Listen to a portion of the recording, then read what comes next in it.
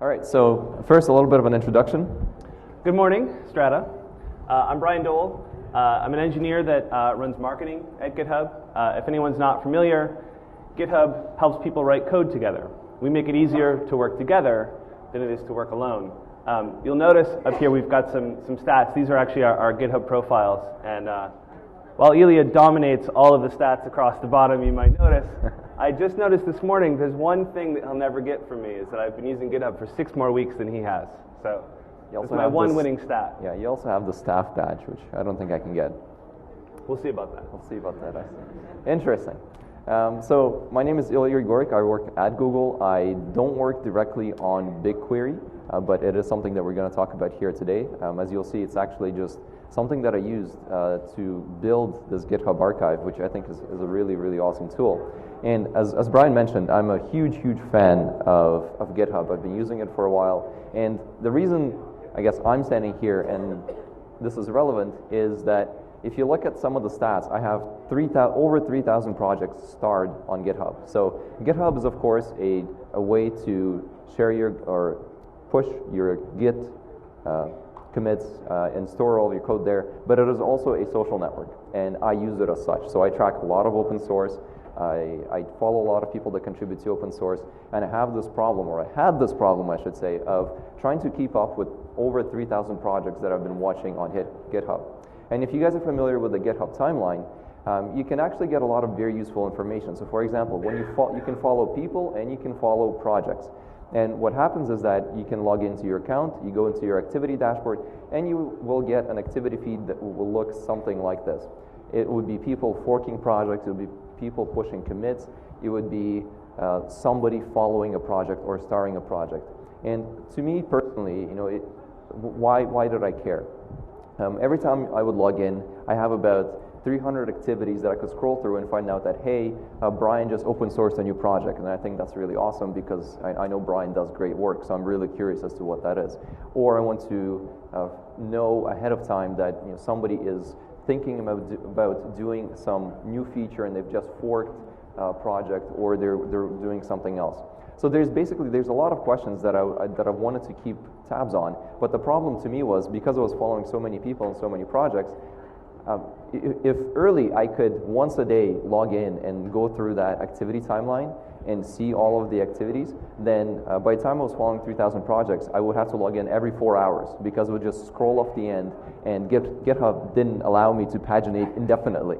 So that became a problem, and I didn't have the time to check these activities every 4 hours.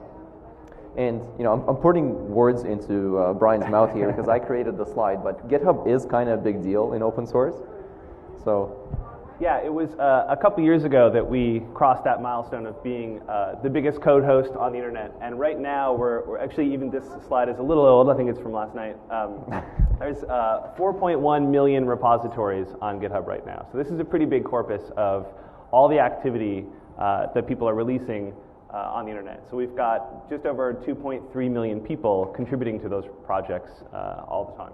Right. So I think what's interesting here too, just to get a feel for the kind of data we're going to be talking about today, we're nearing 200,000 events per day. So that dashboard that Ilya was talking about, there's about 200,000 of those happening every day, which is about 1 or 2 a second. Yeah, and the important distinction there is these are the public events, right? So on GitHub, you can also have private repositories, and you were just saying that there's a lot of work that goes on in private repositories, but that's outside of the scope of this. Yeah, so the scope of this will always be focused on the public data. So this is from the public timeline. There's more activity in private repositories, but obviously we don't disclose that. Yeah. So all in all, of course, open source, we all know that open source is big. GitHub is a big hub for a lot of this activity, and on GitHub you will see 1 to 2 public activities a day, per second, related to open source. So at one point, as I was scratching my head and thinking about this problem, I realized that, so first of all, my first solution was, well, I could write a crawler or a scraper that would go in and fetch my timeline and archive it for a little bit longer, and then I could still check it once a day. That would do the trick. But as I thought about it a little bit further, I realized that would answer my most immediate questions. That would answer the questions that I already, for the repositories that I already followed or the people that I already followed. In fact, what I wanted was a more generic tool where I could query the global data set and ask questions that I'm not perhaps even aware of today, right? Because as you guys, I'm sure, well know, when you talk about data analysis, it's not the original question. It's usually the many iterations after it that get you to the final answer. So that ability to iterate and the flexibility is what's ultimately useful. So out of this, I pinged Brian, and I knew that they had this timeline API, which basically gave you the public activity feed data as a JSON feed. So I pinged Brian and asked them if I could actually archive it and make it public and make it available. And that's how GitHub Archive was born. So they jumped right on board, and I'm really glad that they did, because I think this is an amazing tool for a lot of people, as you'll see, because we have a lot of really cool demos. So githubarchive.org, you can go there. It's been archiving all of the public activity from GitHub since March of earlier this year, so about 6 months worth of data. So this includes all of the different activities. And the actual code behind GitHub Archive is, of course, also open source. So you can look at that on GitHub and do whatever you want with it. So a little bit of just a description of what's actually in the data. So GitHub has about 18 different activity types. So it's anything from, hey, you've just created, somebody left a comment on an issue, to you just pushed a commit, to somebody forked a repo, somebody created a gist. Each and every one of those activities has a distinct schema or a distinct type. And here I'm just gonna, it's very small text, but the reason I want to show you this is one sample activity, and in fact it's truncated mostly. This is a push event. And the reason I want to show you this is it's very metadata rich. There's a lot of data. So for example, I've collapsed the actor attributes field here, which describes who is the person pushing this commit. So what's their name, what's their GitHub URL, etc. For repository, you have the full information about the repo, and then also the actual payload. So, hey, I'm pushing this commit, here's my commit message, here are all the refs, like everything that you would ever need to do anything with Git. So they're exposing all of that information, which I think is amazing. So the first thing that I did was, of course, write a crawler that would just repeatedly hit the API endpoint and archive all of this data. So there's no transformations done to the data. It's the raw JSON data as it exists on the wire, as it comes from GitHub. And it is available for anybody to download. It's actually available in an hourly increments. So you can say, hey, I want to see data for April 15th at 4 p.m., give me that archive. Or you could, with the magic of shell expansion, just download all of the data for all of April or all of 2012 until now. So this is very useful, right? And you can do a lot. So now that you have this data, you can actually retroactively go back and say, hey, I'm curious, in the Ruby ecosystem, in the last 6 months, what has happened, right? Like, what are all the new projects? Which projects got the most followers or the most commits, or which ones closed the most issues, or how did that community develop? There's so many interesting questions that you could query this data with. But the issue with this approach is that, of course, it's raw JSON data. So now it's very agnostic. Like, you could do anything with it. Because it's JSON data, maybe you could import it into Mongo or some other database that is JSON friendly, build your indexes and start querying it. That's one way to go about it. But frankly, it's a lot of work. I've also written scripts to import this data just into SQLite, and that's how I started playing with it. And it was very useful. I've made a lot of interesting discoveries, but nonetheless, it was painful, and it definitely did not scale. It scaled for short spans of time, but it didn't scale for larger. And then right around this time, so this is March-ish, I think, I got this dog food email at Google for this new project called BigQuery. And BigQuery is the productionized version of an internal tool that we have at Google called Dremel. So there's a very good paper published on Dremel, I think a couple of years ago, maybe 2009, 2010. And I highlighted the important parts from the description. So Dremel is a scalable interactive query system capable of running aggregation queries over trillion-row tables.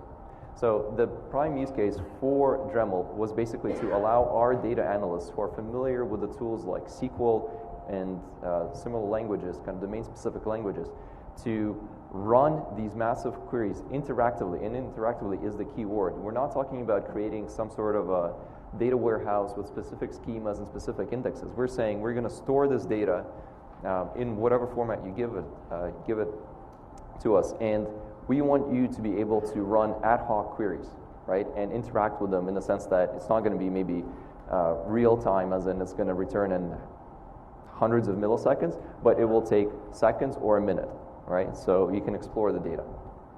So that seemed like a really good fit because now I had GitHub Archive, which was JSON data. It was incredibly metadata rich, and BigQuery gave me all of the other capabilities. And frankly, the best thing that I liked about it was that this was a weekend project for me. So I didn't want to think about scaling out the database, managing it, and I also wanted to give the keys to other people. I wanted to give the ability for somebody else to come along and say, hey, this data set is available on BigQuery. I would like to just ask it a question. Because then people, instead of spending a day to import the data and then query it, they could just walk into this tool and just run the query and get the answers immediately, which lowers the barrier significantly. Because some people just can't import all that data. Right? Maybe they don't have the necessary tools, skills, or even hardware in some cases.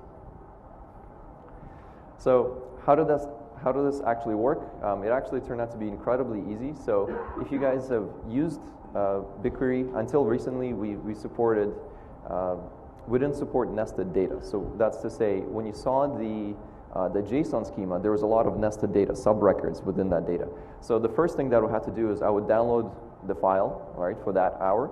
I would run this very simple script which just flatten all of the namespaces. So if you have repository and then name, it would be just repository underscore name, right? Very, very simple transformation. And it would transform that into a CSV file, and there's a command line tool called BQ. You just say load, this is the name of the table, and I give it the CSV file, the gzip CSV file, and that's it. It just runs it, uploads the data, and it's available immediately after the upload.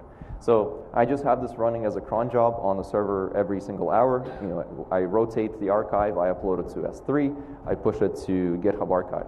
So the data is actually in BigQuery. It's up to date up to the last hour. So it's near real time in that sense. So you could actually do pretty interesting queries with it. So one of the nice things that I love about BigQuery is, first of all, it's SQL. It's a SQL-like language. There are extensions to SQL, but because it's designed to be an ad hoc query tool, it loves table scans. So there's nothing, so if you, maybe a little bit hard to see, but we're doing a regular expression match against all of the commits in this repository, right? And if you're cringing right now because you're thinking, oh my God, right, that's going to be painful. We're doing a substring match on a database. Like, there's no index here. We love that. Like, that's what BigQuery is good at, and that's why it's such a good tool for ad hoc analysis. So I'll actually show you this demo. So this is BigQuery. I have the project called GitHub, and I have a table called timeline. So this is the schema, right? There's actually, as you can see, there's a lot of fields in here, strings, booleans, etc. And I can run a query. So this would, of course, just select all the data, but I have this query right here. So we're not going to go into the specifics of this query specifically. I just want to show you something, which is we're doing a select from another table, which is using another select. That select is using a regular expression. We're doing a join on another select. And you know, to some degree, this is completely unremarkable, and that's the amazing thing about it. It's like if you've done SQL, it's like, yeah, of course. But in reality, you know, if you're doing MapReduce, you're counting the number of MapReduce flows or jobs that you had to do right to do something like this at this point. So let me just paste this in, run the query. So this is counting the number of curse words in the commit messages grouped by language. Right, so we're doing this regular expression match right here. So this is just for a couple of words, so sucks and a few others, right? So we ran this query, and it ran in 3.7 seconds. And one of the cool things about BigQuery is that every field is stored as a column, as its own separate column. So even though the size of the data set can be massive, it'll only query the columns that I'm specifically asking it to query. So in this case, it would only look at the commit messages. So the total size is smaller. But nonetheless, we got our, we ran a regular expression against all of the commits over the last 6 months, which is a lot of commits, and it completed in no time. So not going to go into much detail, but there's a lot of very nice features, kind of additional features, or syntax trigger, sorry, that BigQuery provides as part of the language. So for example, working with timestamps is nice and easy. So we provide functions to convert two U2C timestamps and back and forth and truncate them and truncate dates to date, to hour, and all of the common things that we end up doing usually. There's of course averages, counts, and then there's special functions, statistical functions like top. If you've ever done group by this, count by this, and select the top, or limit 10 to get the top 10 of something, that's what the top function does, except it does the statistical version of that, which is actually very accurate and much, much faster. So if you're running it over a huge data set, that's probably what you want to use. Quantiles, you can do all kinds of string functions, so you saw regular expressions, but you can do substring matching, all the rest. Of course, all of the SQL bread and butter, so you are not limited to selects and unions. You can do joins, group bys, halvings, and all the rest. I mentioned that BigQuery now supports nested data records. So previously it was a flat table. You can now upload JSON data that is nested, and you can run aggregations within specific subrecords. So if your commit has a payload and that payload has some fields, you can count the number of aggregated records, which is really cool. And you can do case statements, if statements. There's a lot of functionalities. There's a lot of power built into the tool. So all of that is to say, I wanted to scratch an itch. This was just a very long way to do the yak shave to get there. So this is where I got to, and this is what made me happy at the very end. I built for myself a tool that solved my original problem, which is every day at 8 p.m. I get an email, and about 400 other people do as well. It's a public mailing list. You can sign up to it if you go to githubarchive.org. And in there's two sections. What are the top new repositories that were open source today? And what were the repositories that got the most watchers that may have been created at any point in time? And that's basically what I was after originally. And all in all, it took me about 30 lines of code to do this. And here's the actual query, the BigQuery behind it. So I'm using GitHub archive data. I have the data set in BigQuery, and there's basically two select statements in here. First, I'm saying, show me all of the repositories that have been created in the last 24 hours, right? I'm selecting the URLs, and then count the number of watch events, so the number of times that people have clicked on watch for those URLs, right? So the repository URL in that set. So this is unremarkable. This is plain SQL, but it's doing lots of magic stuff under the hood. And then I export this as JSON, I stick it into an HTML template, push it to MailChimp, and it's there. And then with that, I'll hand over to Brian, because the stuff that I showed you guys is the stuff that I wanted to answer, but I think the even more interesting part is what other people have done with this data. Yes. I get to do the fun part. An interesting theme here for us is that GitHub is a very much an open source company, and what we're seeing here is an awesome tangible benefit of having a lot of public data that's accessible, and you put an API on that data, and then someone like Ilya comes along and builds GitHub Archive, right? So by making that data public, all of these things become possible. Ilya and I were talking when the BigQuery launch happened, and we thought it'd be a good idea to import all this data and let people play around with it. So to get people interested in that, we launched the GitHub Data Challenge this April, May. So there were a couple of months worth of data in the archive at that point, and lots of people got together to figure out what kind of queries they wanted to ask of this data. And I think what's really fascinating too is we didn't just get data scientists. We got people who were just very interested in what kind of things they could find. So we're going to look at a couple things here. Octoboard.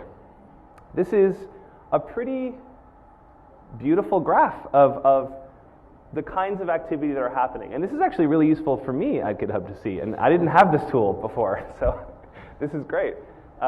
We're looking at, again, this is just public data. So for internal stuff, I'd want to see an aggregate of public and private. But we're breaking down all the events that we had seen earlier that were exposed via the API, and we've got counts overall and then numbers per day. Right now we're seeing about 6,000 new repositories every day. We're at about 7,000 to 8,000 new people joining GitHub every day, so this number is just the rate is increasing dramatically. So this is just a really nice kind of overview of what that data looks like. From that, there's a particular type of event that Ilya was talking about before about sort of the gesture of open sourcing a repository. So we're seeing lots and lots and lots of new repositories every day that are opened in the public. These are private repositories that were then converted to open source repositories. So they became public. This is sort of the big reveal, right? And what's interesting here, I think, is that the breakdown across languages that we see within this data set is represented in the whole. So this is a pretty similar representation of languages that we'd see across GitHub. In the same way, here are pull requests. So pull requests are the best way to have a conversation about code. There's really two use cases there. I may not have access to this repository. So as a new contributor, I want to fork that repository, make some changes, and propose my fix. The other thing is I might use that for code review. So I might have access, but I want to have a conversation about this branch. I want to talk about how that code works. And we're seeing about 2,000 of those today, 2,000 of them a day, happening in the public.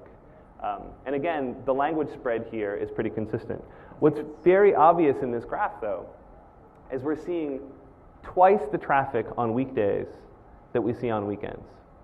And I think this is probably pretty surprising to a lot of people who really, in their heart of hearts, might think that open source stuff happens on the weekends, right? But open source is part of our day jobs. The big reveal. Emotional impact of programming languages. I'm sorry if you get offended for this part. Ramiro looked at all sorts of different kinds of emotion. And there's some words in this sort of pie chart here of the words that match these various types of emotions. So we're going to look at the emotional impact that programming languages have. And we're seeing this because these words appear in commit messages on repositories that are made in a particular programming language. Yeah. So just maybe a quick comment. The chart that you saw is actually from Wikipedia. It's based on some research on what are the common emotions and what are the common words associated with it. Oh, right. So we didn't just kind of make it up, or Ramiro didn't just make it up. He used Wikipedia to find those words. And then he basically ran queries like this against the data set. So very similar to what you saw earlier, where this is for joy. This is a regular expression for joy. He just concatenated all those words, and he's using word boundaries, and he's running this regular expression against the entire data set, and counting by language. So let's see some results. Yes. Here we go. Anger.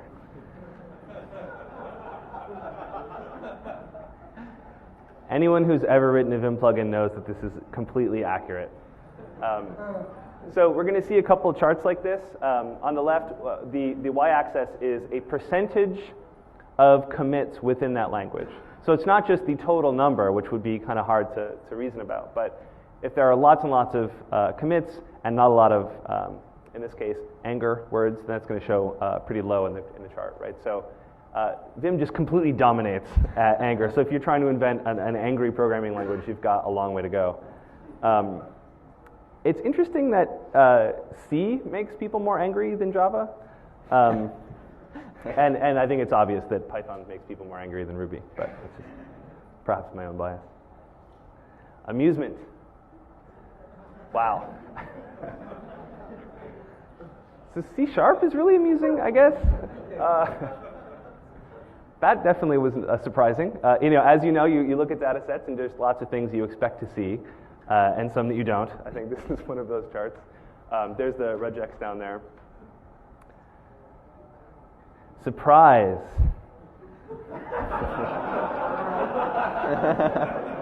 Not surprising. Even if you haven't written Perl, I think this is not at all surprising to you. You've heard the rumors and they're all true. And of course, Ilya noticed this. I guess if you have C in the name of the programming language, that's also a very surprising language.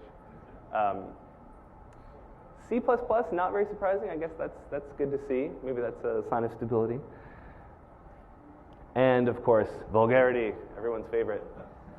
Vim, I mean, in so many of these charts, Vim comes out on top, or the bottom, I guess, depending on where your allegiances lie. And and another, if there's a C in the name, it will make you swear. That one is remarkably consistent, right? Just right along the bottom. Objective-C, C, C-sharp, C++. Yeah, and another thing that you might not notice, because the wax is a little small here, when we looked, if we go back for a second, let's look at surprise, right? Perl, very surprising. 0.014% of commit messages within Perl repositories have this surprise kind of flavor to them. Look at the vulgarity y-axis. 0.3 of all Vim commits contain some kind of swear word. And it's pretty consistent, right? Like the lowest is basically 0.2. So this is like way more representative in the sample than any other emotion that people have about software. So I don't know what that says about people swear. Yeah. This is what we discovered. We love our jobs though, right? Anger and joy. So I did this yesterday because I wanted to compare those two. You know, it's one thing to sort of see the anger slide and to see the joy slide, and it's hard to compare them. So I wanted to line all these up. PHP and Objective-C and C# are net positive. So there's a lot more people committing joyful messages in those languages than anger messages. Java, Shell, and C are pretty even. You've got a balance there. And of course, our favorite, whipping post. Vim, again, just all bad news all the time. We will see Vim again in this presentation, as you might guess. I'm just going to leave this here. This is commit logs from last night, everyone's favorite Tumblr-like site. This is actually commit logs from lastnight.com.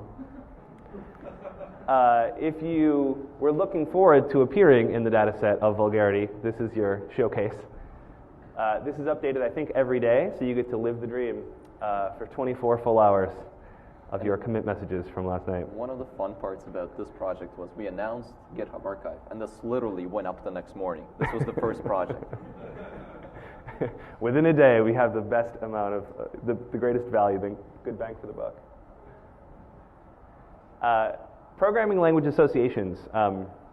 Along with the public timeline, I had uploaded another data set to BigQuery that showed the correlations between programming languages. So we see on GitHub that somebody has, say, a dozen repositories that they're working on, and we know the primary and secondary languages that are used within those repositories. So what kind of influence do we have? Well, how many repositories does someone work on in C that might also work in Erlang, right? Like, how many people have both of those, that experience? So we see these relationships between the languages, and of course the density here in color is popularity. So a Ruby programmer is very likely to know JavaScript, right? And a Perl programmer is not. And this is very helpful when you're looking at job candidates or just sort of, breadth of experience. Java is kind of a standout here because we see that it's a very popular language, but it really stands alone. People who have Java repositories don't usually have a lot of other languages in their profiles. So we actually spent, I think, good half an hour yesterday just looking at this graph and exploring all the different relationships, because there's a lot of very interesting data hidden in here. For example, I'll mention a couple of others. If you look at assembly, it's in the top here. It's affinity-wise, it's close to C and C++, which kind of makes sense if you think about it, right? And for example, we have shell in the middle, so you see that Python programmers, Ruby programmers are using a lot of shell or familiar with shell. But once you look at, let's say, Java or C#, where you have your IDE environments, you're much further apart from shell, right? Which also makes sense based on your work environment. So there's a lot of very interesting hidden patterns in here that we could probably do an entire talk just trying to dissect all the different patterns in here, which is remarkable. Yeah, shell rules everything around me, basically, is what we're seeing. And that's certainly representative when you look at supplementary languages as well. You see sort of the glue code of so many environments. So Drew Conway he was trying to understand popularity of programming languages, and we have had on GitHub a popularity of language chart for a long time. And they had used this in analyst reports about language popularity. And they thought about correlating this with questions that were being asked on Stack Overflow. And so you've got two different signals here. You've got people that are doing work in a particular language that is open to the public. And then you've got questions potentially from programmers that are writing that code, or maybe consumers and users of that code. So how do they correlate? And you can see extremely high correlation. We've got 0.78 correlation across those two data sets. So what's also interesting about this, if we look a little bit deeper, and you probably know what this chart is called, I do not.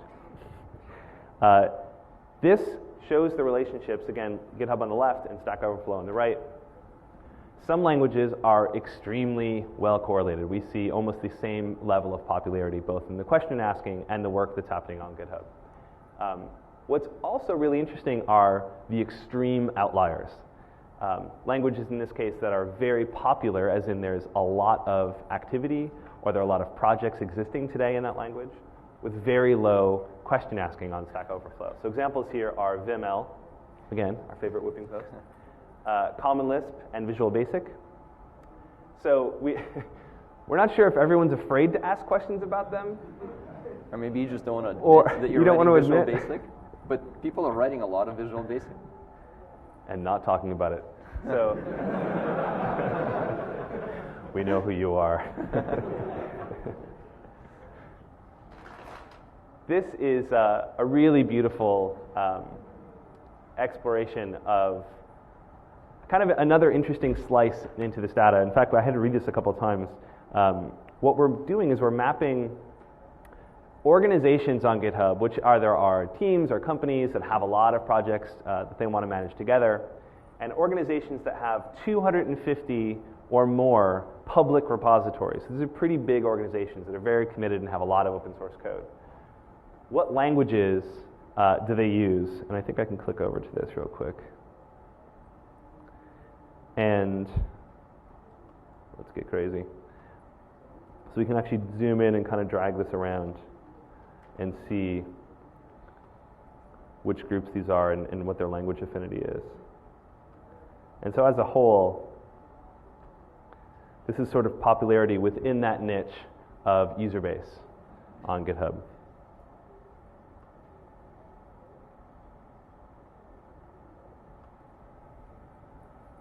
There we go. Voila. There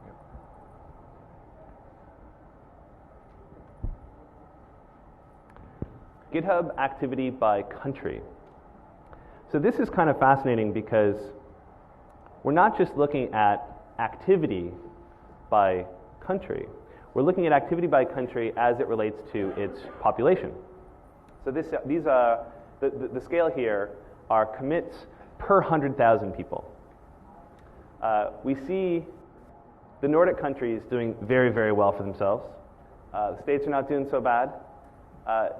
New Zealand doing very well. We're pretty sure this is just our friend Kaz, who single-handedly, I'm sure, is just dominating all the commits in New Zealand. It was very surprising to see that come out so high, but again, it's commits per 100,000 people, so there's sort of some bias there to countries that are very high-tech and also smaller in population. I'm curious, you guys do a lot of GitHub events. Do these correspond to where the events are running? Yeah, we've been talking about that actually. I don't think we've done any drink ups in New Zealand, so obviously, Kaz, we're coming at you. That would be a one-man show. I think, right? We'll get the one committer, but it's it's high impact. I would love to use that for. I'm sure there are many more open source committers in New Zealand. Yes, and we love you all. Projects using the fork to pull paradigm. So I talked about those pull requests earlier. This is a particular flavor of that, in that I don't have commit access to the repository, so I'm going to fork this repository into my own space. I'm making a change, and I'm going to propose that back to the maintainer. So that is a very common workflow. It's what GitHub is optimized for, and we're seeing projects that use that paradigm the most. So Homebrew, Bootstrap, close behind, are big users of that workflow. What's really interesting is this next query. So this is the latency between when that pull request was created and when it was merged and accepted into that project. This was probably the first one that I saw that was genuinely shocking to me. this really speaks highly to not only the activity that's happening out there, but how receptive people are to change. We're seeing that more than half of the pull requests are being accepted within an hour. 80% of these pull requests come in within a day. So people are very excited to be making changes, and they're getting accepted pretty quickly. Also, this sort of half minute, there's actually a substantial number of pull requests that are created within just a minute. And I think this is another great use case. We've got like an edit button in GitHub. So you'll see that this is kind of like the drive-by commit style. So people who are fixing typos in documentation or examples in code snippets, this is a really effective and great way of contributing to projects, and we see this in the data. I think this is also very encouraging, right? Because if you think of the workflow prior, where you craft your patch, you send it to some mailing list, you get a bounce back from the mailing list saying you need to get approved, then you wait in a queue for a week, then you ping the committer, and then you're like, hey, did you check your mail? And then maybe 2 weeks in, you get your patch merged, and that fails, of course, because they already committed some code, so you need to rebase, and then you 4 weeks in, and maybe you merge your stuff. Whereas here, it's like edit, change, push, and it's merged in, which is beautiful. Yeah, this style of commit actually, the jQuery project recently redid a lot of their website and documentation, and they're using GitHub for all the docs.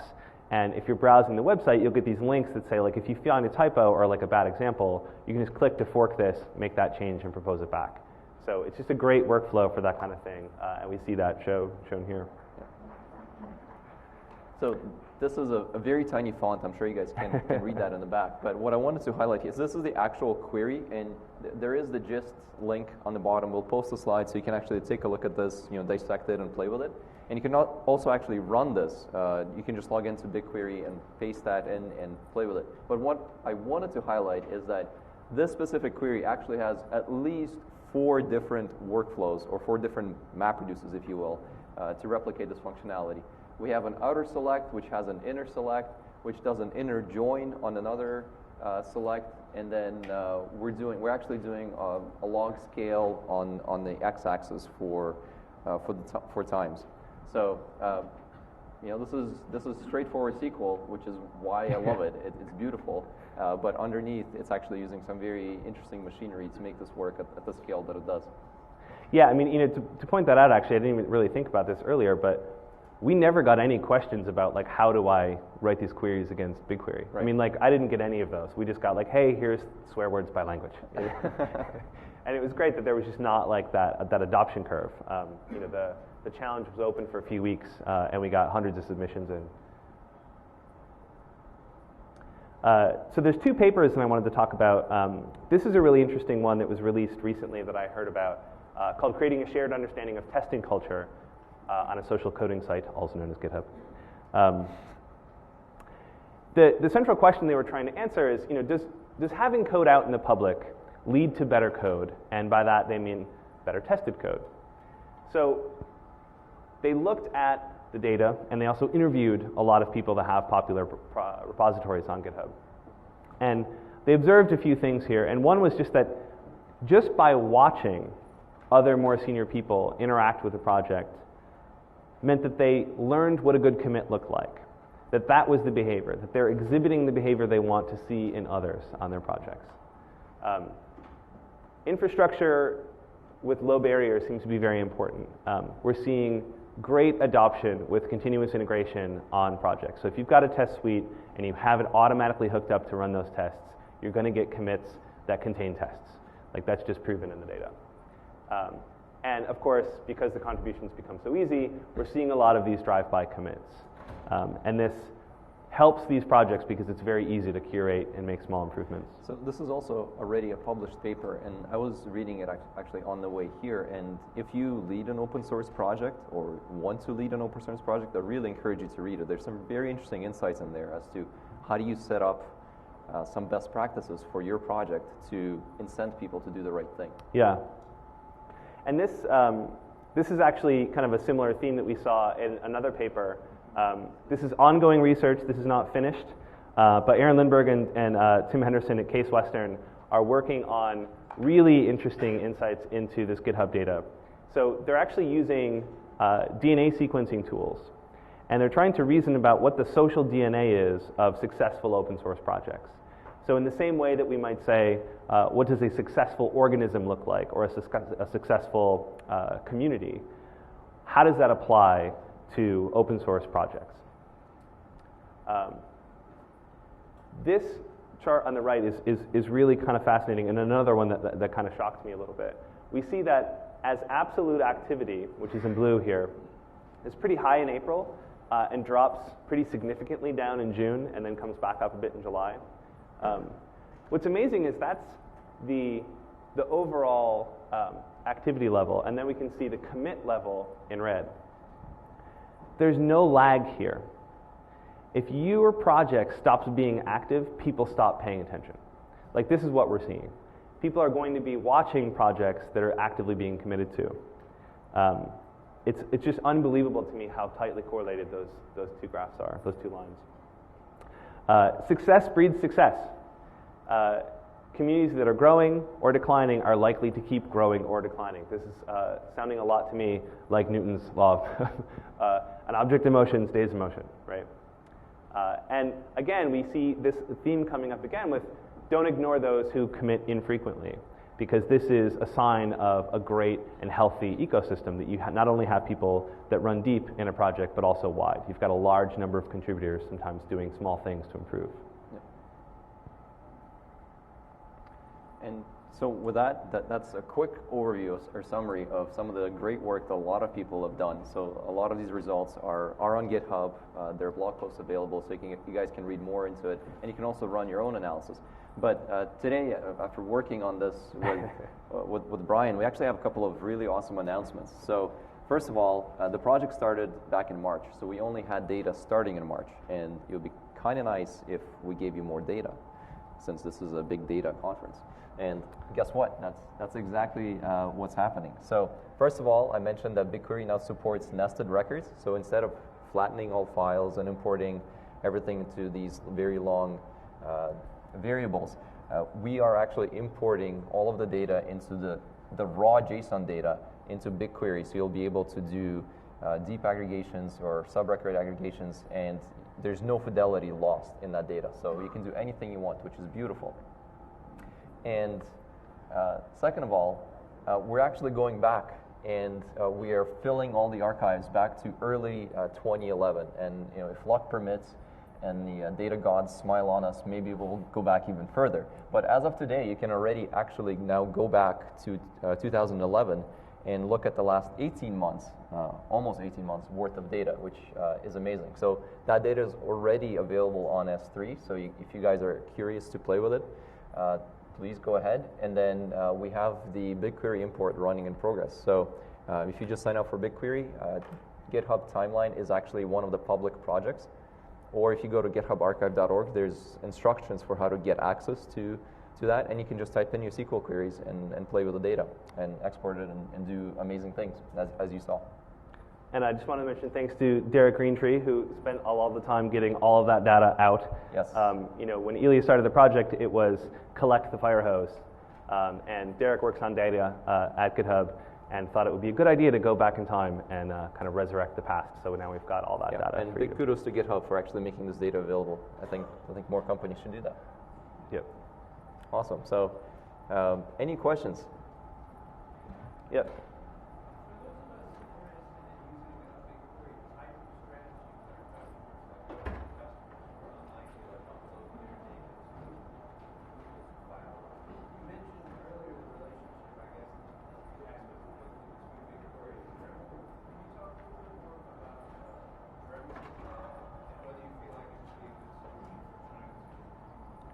So we have.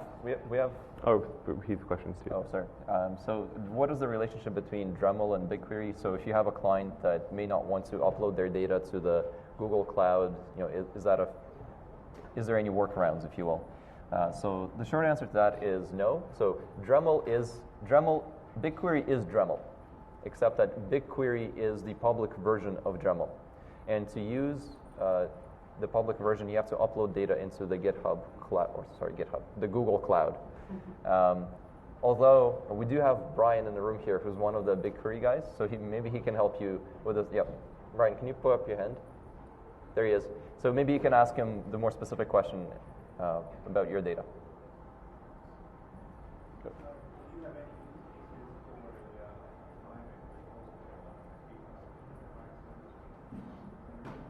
I'm sorry, what was the question?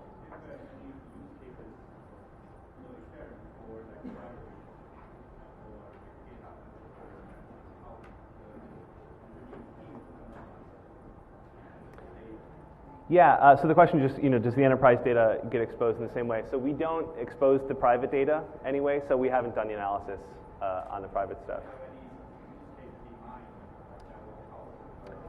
Oh, I guess not yet. That'd be a good question, though, just to kind of see how the team is using the tool and how those projects are surviving across teams. If anything, it'd be really, so all of this data and the reports that we've seen here is for public data, right? So for public commits. If anything, it'd be interesting to just, for some of them, run the same query against the private and see if there's a deviation or a difference in behaviors, or maybe a lot more people are committing certain type of code. Yep. In their private repos as opposed to public repos, or maybe the lifetime. I would expect the life of a project, that social DNA, to be very different, right? Because when you're developing in a private organization, that's probably a different workflow than contributing to an open source project. But all of those are fascinating questions that I'd love to get answers to. Talk to us later. Yep. Thank you very much.